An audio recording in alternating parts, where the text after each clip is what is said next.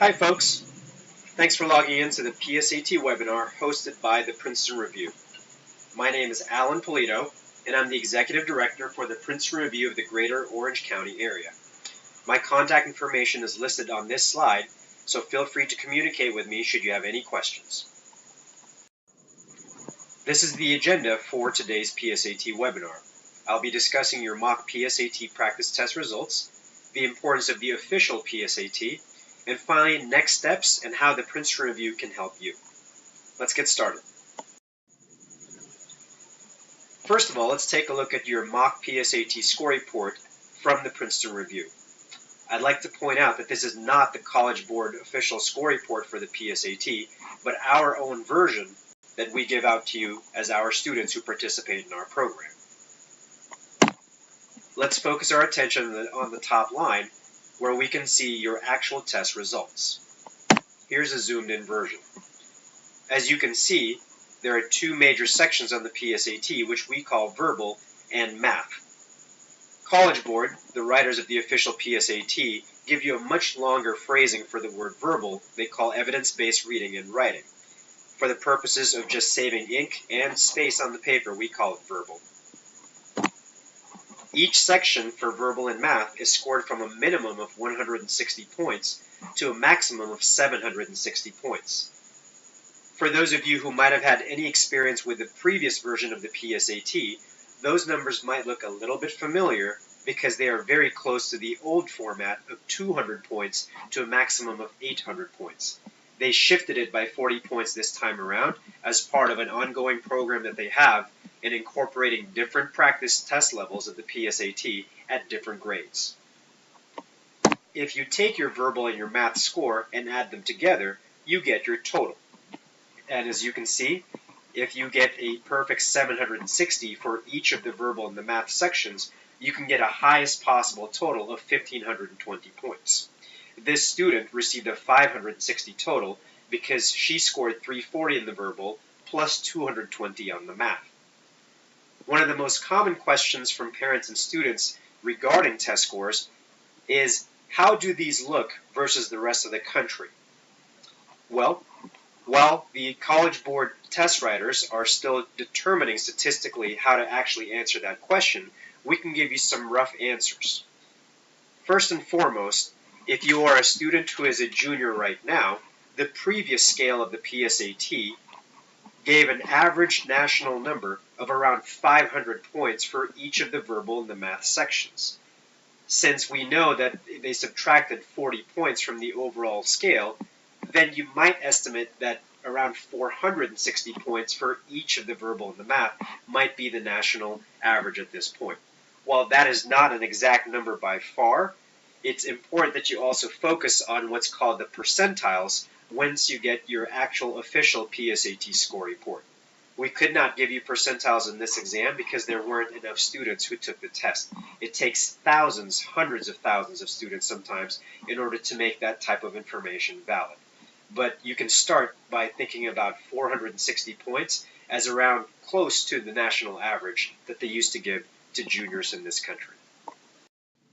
If you take a look at the middle portion of your score report, you have additional test scores listed there, and here is a zoomed-in version. All of these different numbers are actually brand new to the PSAT since October of 2015. That's when the official PSAT changed from College Board. A couple of things to note here. First of all, it's important that you see that none of these scores listed are as important as your verbal and math scores on the previous slide. They've added a whole bunch of numbers and sections for them to measure in order for them to track your progress for all the different testing and academic abilities throughout your high school careers. However, we stress once again that the most important scores were on the previous slide, which would be your verbal and math scores individually, as well as your total score when you add those two sections together. On the top left-hand side, you'll notice something called test scores.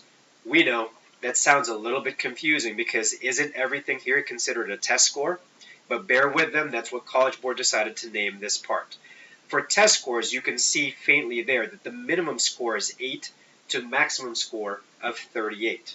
And beneath the word test scores, you can see that math, reading, and writing and language, which is what W and L stand for, are also listed below.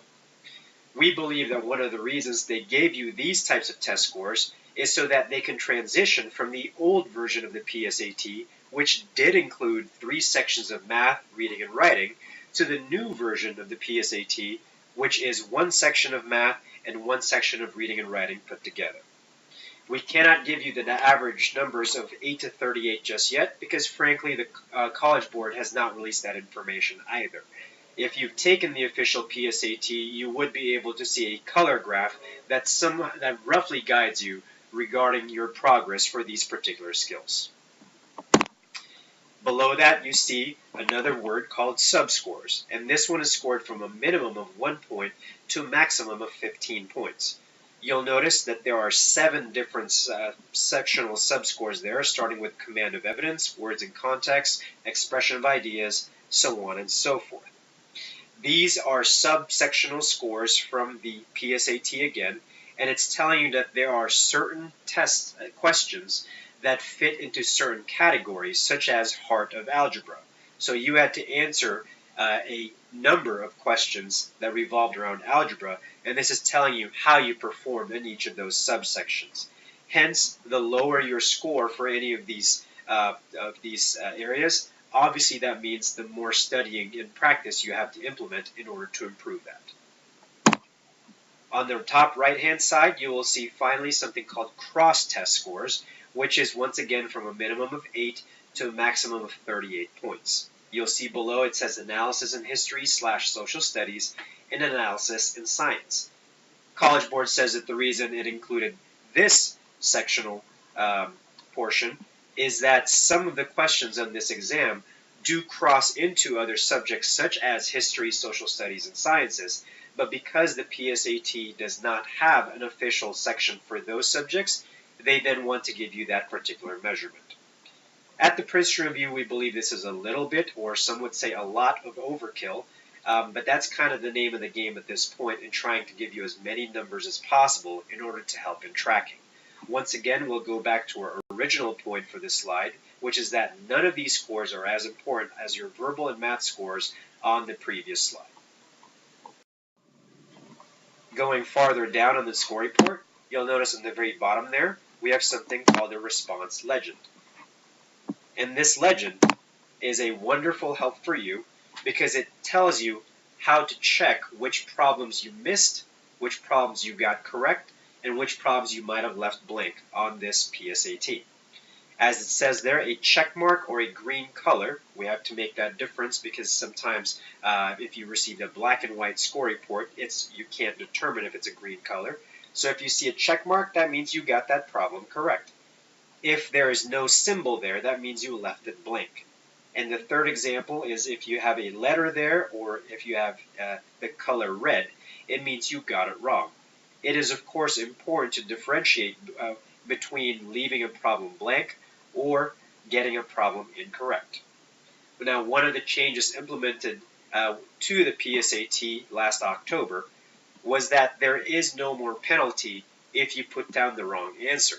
Hence, if you don't know what to do on any given problem on the PSAT in the future, you should go ahead and venture a guess because you will not be penalized if you get it incorrect. A worse strategy is to leave questions blank. And if you didn't know that prior to this test attempt, that's okay. Just make the adjustment moving forward. Now, when you took this PSAT through the Princeton Review, you should have also kept your original test booklet because you can now use this legend and the sectional breakdown to review your test. We at the Princeton Review always recommend that after you've taken a practice test and received the results, you should always go through every section, every problem, especially the ones that you got incorrect and the ones you might have left blank, so that you can study them and avoid the same mistakes in the future. Now, what about the importance of the official PSAT? So as a reminder, what we just reviewed here is a mock version of the PSAT given by the Princeton Review. Eventually, most, if not all, high school students are expected to take the official PSAT in October of their respective junior years. So the most important reason to take the official PSAT is that it's a great practice test for the real thing. CollegeBoard, the people who write and administer the PSAT and the SAT, are the ones who are going to create the official exam that you will eventually take. Because that's true, it's important that you take the PSAT that they created so that you can practice for the real thing. Let's be clear, the problems and the questions will be completely different, but it's always a good idea to kind of see what's on their mind so that you can get a feeling for the exam itself and the types of questions that they are going to ask you. Another reason to take the official PSAT is that it does not count on your official record. That's right. So whether you perform poorly or well on the PSAT, that score does not actually get reported on your official record and your college application. For juniors, it's also the NMSQT, and that means the National Merit Scholarship Qualifying Test.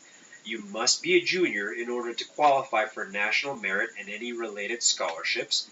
And if you do perform at a high level on the official PSAT during your junior year, you just might qualify for that coveted National Merit Scholarship slots. Now, that can mean anything from being rewarded a title that you can turn in on your college application, which makes you look like a more attractive applicant, to an actual merit-based financial aid that they will reward to you. And the official PSAT is also used by certain scholarships, typically judged by your performance during your junior year. So it's important that you understand all of these things are associated with the official PSAT so that you treat it at some serious level, but understand that if you do not perform well on the PSAT, it doesn't really affect your chances of going to college. It can only help, it cannot hurt you. What about your next steps and how the Princeton Review can help? Well, understand that after all of this, you should be preparing to take the official PSAT in October of your junior year, for all the reasons I stated in the previous slide. You should then plan to take the official SAT or ACT during your junior year. Now, there's two schools of thought about when to take your exams during your junior year. Typically, people will split it into two halves, the first part of the year, especially in the fall, and the second part of the year in the spring. For people who are planning to take the official exams in the fall, those are the ones who are typically more advanced in testing and kind of want to get things out of the way. Another type of student who might want to take the exams early on in the fall might have commitments in the springtime. For example, baseball players typically have a very busy spring, and therefore they want to try to get this out of the way in the fall. One thing to understand is that the timing of your exam is not quite as important as you understanding when you are actually prepared to take the exam. So if you can help it, you should try to study for your official test in the summertime, and this is usually the summertime between your sophomore and your junior years. So for those of you who are going to be juniors now, hopefully you've taken some steps to prepare yourself during the summertime when you have far less conflict with schoolwork and any sort of extracurricular activities. Also understand that if you're looking for help in any part of your college process, the Princeton Review is here to help. Certainly, people know that we can improve your SAT or ACT scores. We publish books, we have online courses, we have private tutoring, and even in-person classroom or group sessions that you can enroll in and to help improve your official results. We can also help improve your high school GPA through our partnership with Tutor.com. You are able to study with a tutor 24/7 for almost any subject you can think of. And finally, we can help you find and apply into your best fit colleges through our counseling department. And we have a lot more information about all these programs through our website, www.princetonreview.com. You may also call the 800 number listed there, or you may email me directly if you have any further questions. I hope this was helpful to you. and please feel free to contact us if you need any further help. Thank you.